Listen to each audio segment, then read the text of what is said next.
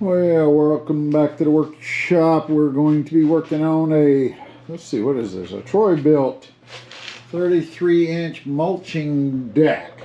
8.5 horsepower motor. Looks like a little Briggs & Stratton on this bad boy. This thing's quite a little machine. I've not really ever worked on one of these. Let's see, we've got throttle. We've got 4-speed transmission in a reverse, so that's good. I guess we got that to get the mower engaged. But the big problem first off is they pulled the cord out and it don't turn over. So is it this hung up or is it the internals? We're going to find out, I guess. So I think we'll have to remove, I don't know, a couple of bolts here, maybe that one. I'm sure there's a couple here on the front that we'll have to take off. And I don't know, air filter here. Looks like it's missing kind of a wing nut. We'll have to find something for that. So we'll go ahead and work on this thing, get it tore down. Let's see if we can figure out what's going on with it.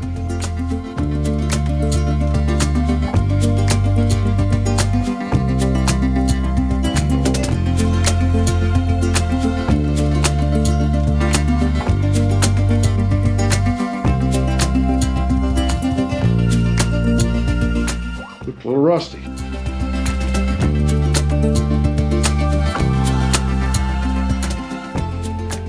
Okay, it looks like I found a problem here.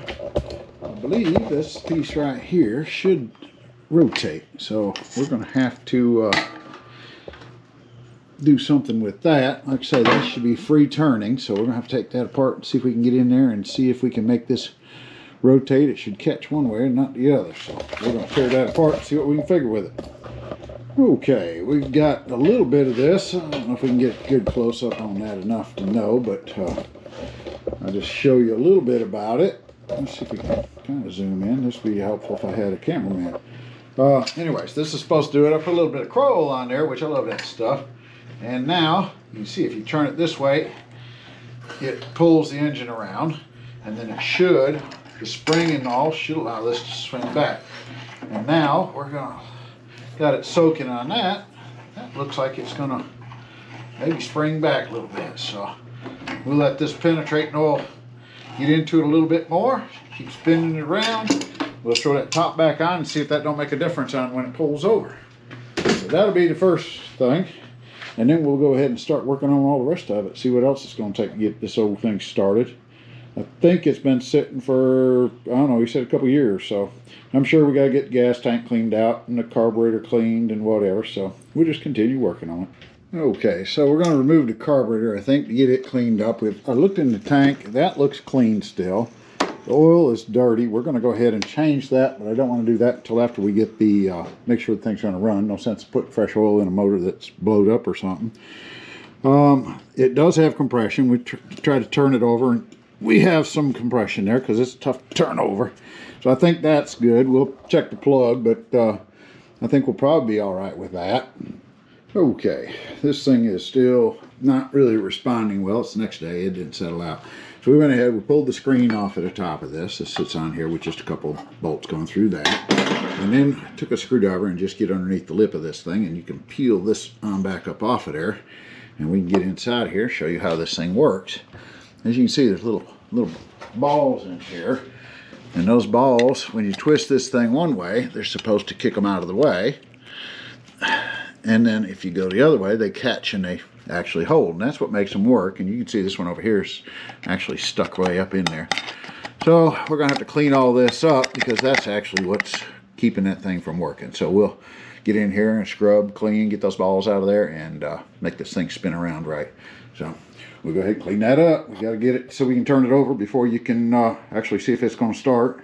And I might have to go ahead. I see that rope is not pulling in real well yet either, so we might have to put another couple spins on that and see if we can get a little bit more recoil out of that. So this thing has definitely been sitting in the weather and rusting up. So let's go with that. We just work on through the process. Okay, so we ended up with these all rusted. I've got them out and I've cleaned them up. And you can see the little balls, they just kind of float around. They still hang up a little bit. And what I did, though, to try to get this so it would rotate like this on smoothly, I went ahead and cleaned them all up. And then I just took some WD-40, sprayed in there. I put the cover back over the top of it. And then I took a, what is this, 15/16 or 7/8, stuck it on there, and then I just simply took my my impact, held this cover down with your hand so it don't fall off of there, and just run that, and that really freed it up a pretty good bit. So we're going to see if that won't do it. Now it wasn't able to do this hardly at all, so it's pretty free moving at this point, as you can see.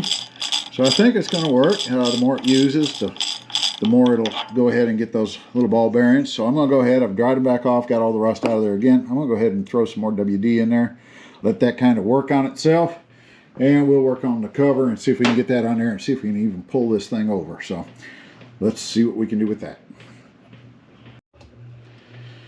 Okay, seems like we've got the other one pretty well cleared up. This one here, the rope is hanging up. So what we're doing is just, there's a little hole back here, and just a little quick squirt of the WD-40 in there. And that's usually all that takes. Spin it around a couple of times, and you don't hang up at all now. So we're good there. So what we'll do is go ahead and see if we can actually use this to turn the thing over, see what it's doing. Set this up here, see if you can see what I got going. Take this down a little bit for you here. And I've gone ahead and pulled the spark plug out of this in anticipation of this. I'll go ahead and set this down on here. There we go. It's down on. Try that again. We'll be taking this back off, I'm sure.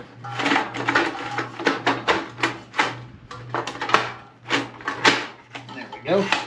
All right, we've got the plug off. We've got a compression tester here, and we definitely want to be above 100 psi on that. So we're going to pull it over a couple times, just see what happens. Make sure this is all working.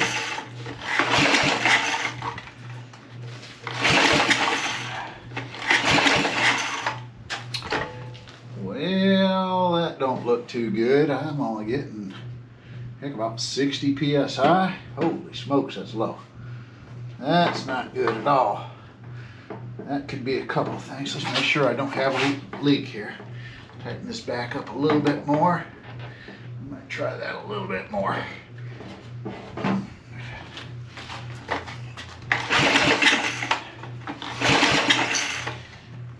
Yeah, that's not good at all. That's that hasn't got but 60 psi on that compression, so that's not looking too promising. We could have possibly a valve leaking through something, so we're gonna have to do a little examining. Maybe look inside there and see if the cylinder wall or something is giving it up. So before we go too much further though, we want to make sure we can get some compression. So that'll be our next step. Okay, to catch you up on this. For that compression, I think sometimes your valve or something might be sticking. So I just went ahead and, because I like to just give it a shot, I've pulled the plug wire off of there and I checked for spark. I was getting a spark. So I went ahead and put just a little bit of starter fluid in the bottom of this and hooked it back up. I pulled the cord over and it actually did attempt to fire up. Of course, it didn't run a whole lot because there wasn't a whole lot of spark in there.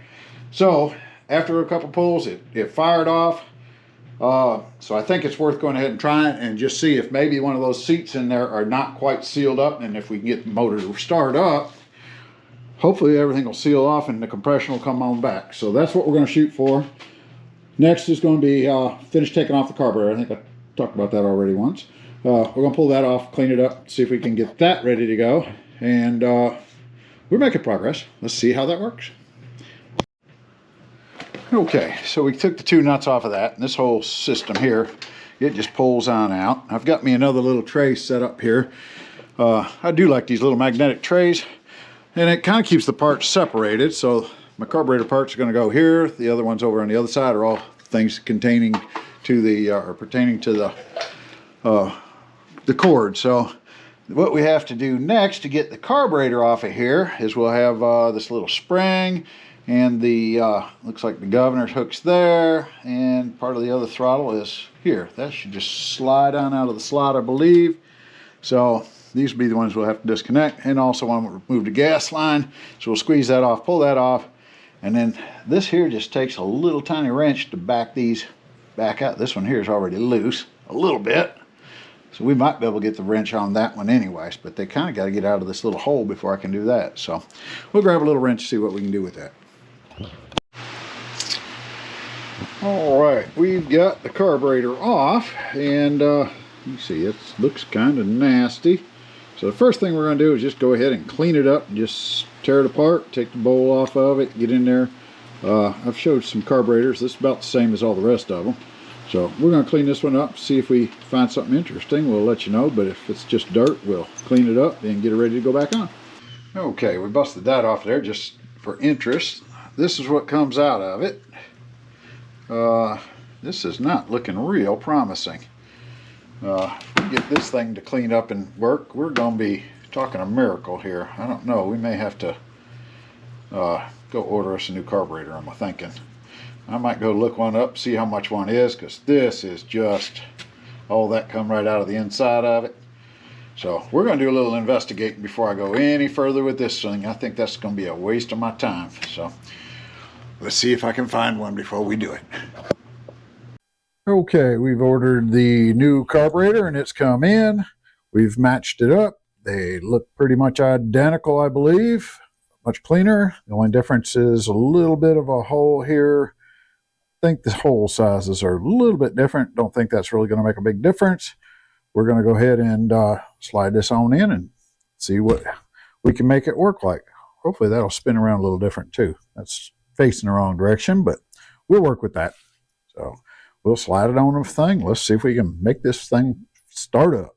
Okay, we've got the carburetors all back on. I think we've got a little leak on my my fuel line. I didn't put a whole lot in there, but this fuel line is very brittle.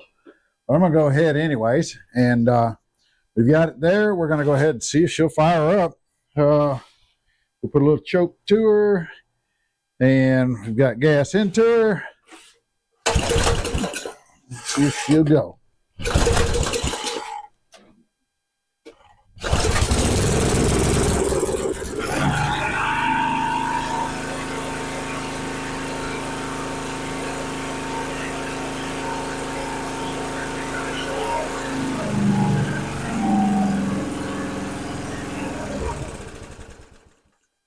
Okay, looks like we're going to have an engine running. We'll need to, one that does not have a fuel shutoff valve. This hose is pretty leaked, so I think I'm going to come back here someplace, put me a valve, shut that off. Maybe have to replace that fuel line. I don't think I've got any around here. We might look and see. But other than that, that part's running. We still got a little bit of other maintenance to do on it. So let me see if we can put the rest of the air filter back on there. I'm going to have to get me a new air filter. Didn't want to buy that until I knew the motor was actually going to run. So we'll do that. But we'll put the housing and stuff back on and see if we can do something with the gas line.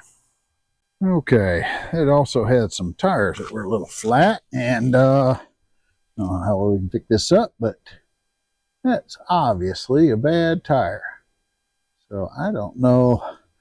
I want to give that to the customer to let them decide whether they want to replace the tires or they want to try to tube it. But I would say with it being leaking that much, there's probably not a whole lot of good to it. But we'll give them an option, see what they want to do with it. Tread ain't wore out, but we're going to go ahead and wash this thing up, see if we can make it look a little prettier and work on it, get that oil changed, see what we can do there. But definitely going to need some new tires. Okay, and for the cleanup, of course, we're going to use my favorite cleaner, Super Clean. They introduced that to me, and I think I use it all the time on everything. It just does a fantastic job. So once again, we're going to use it and see if she holds up. So turns most of them brand new.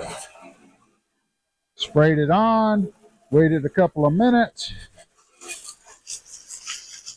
And this thing gonna look like brand new.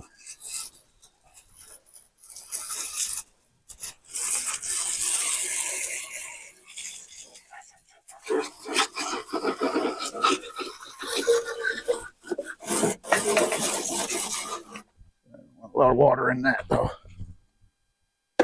Keep most of the water out of the carburetor area.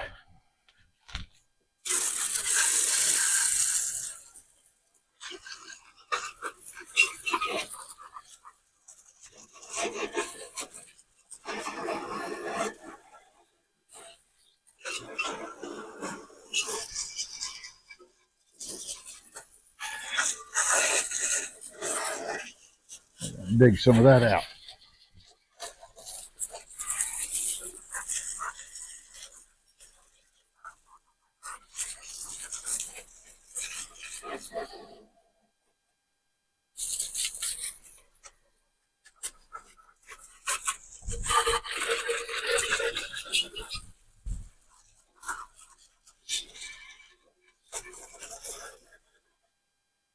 All right, we'll go ahead and let that dry and pull her back in here, and we'll have a nice clean mower to work with. Okay, it is the next day. It's dried off. Things looks pretty darn good. We went ahead and fired it back up this morning, and it runs. They don't have a whole lot of gas in there. I think that's probably why it's not firing off real easy, but it is a little bit of starter fluid, and it'll pop right off easy. So probably put a little bit more gas in there. I think we still want to probably change the fuel line. I did have a little trouble. I started up and tried to get the blades to move, and they were froze solid up. So I had to get a hold of those and just kept working them back and forth till we got them freed up. The belt was spun over, so we got that tightened back up. And then we had to learn all these controls. So up here, just to kind of go over the controls, in case you're wondering, this is your shift knob to force forward speeds. And then if you pull this up and go down, it puts the transmission in reverse. Over here is how you engage your blade, but in order to get that to stay engaged, you have to have, let's see, this one pulled down. That'll allow you to engage your blade, and then once you engage the blade, then you pull your bottom lever, and that engages your transmission to go ahead and go forward or backwards if you choose. So that all works good. We'll see about the tires, still do a little oil change on it. And really, that's pretty much all we've got left on this one. So I think we'll call that a pretty well completed project. Appreciate you checking me out, and we'll catch you on the next project. Please hit that like, subscribe, and the little bell so you get notifications on other repairs we do. Thanks much. Talk to you then later.